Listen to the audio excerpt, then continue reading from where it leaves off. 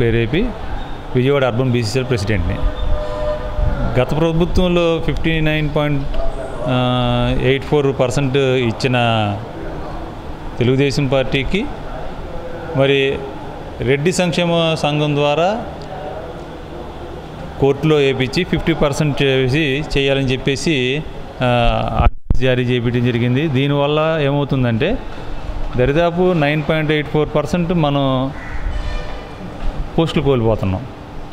అంటే దరిదాపు 10% అంటే రాష్ట్ర వ్యాప్తంగా చూసుకుంటే స్థానిక సంస్థల ఎన్నికల్లో కానీ, కార్పొరేషన్లో కానీ, మున్సిపల్లో కానీ 10% అంటే దరిదాపు 12,000 మంది స్థానిక సంస్థల్లో వాళ్ళ యొక్క పదవులు కోల్పోయే పరిస్థితి ఏర్పడుతుంది. మరి ఎవరో నిన్న మొన్న బొత్స సత్యనారాయణ గారు ఇంటర్వ్యూలో వాళ్ళే వేపిస్తారు కోర్టులో, వాళ్ళే చెప్తారని ప్రభుత్వం మీద, గత ప్రభుత్వం మీద అవాకులు చవాకులు పేలడం జరిగింది. అసలు కోర్టులో వేయించింది ఎవరు, దానికి స్టే తీసుకొచ్చింది ఎవరు అన్న సంగతి మాత్రం మరి వాళ్ళకే తెలియాలి.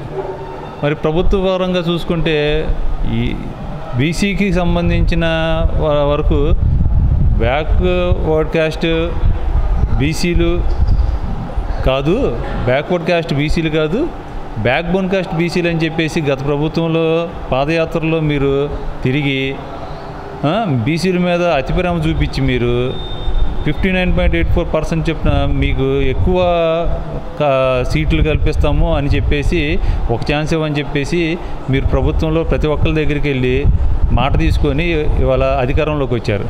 మరి ఈ రోజున రహస్యంగా రాత్రి మీరు జీవోళ్ళు ఇచ్చేసేసి, మరి నిన్న చూసాం మేము 559 జీవో, స్థానిక సంస్థల్లో కానీ ఏదైనా సరే 50%తో మీరు రిజర్వేషన్ వెళ్ళమని. దానివల్ల ఎంతమంది బీసీలు రాష్ట్ర వ్యాప్తంగా వాళ్ళ యొక్క పదవులను కోల్పోయారు.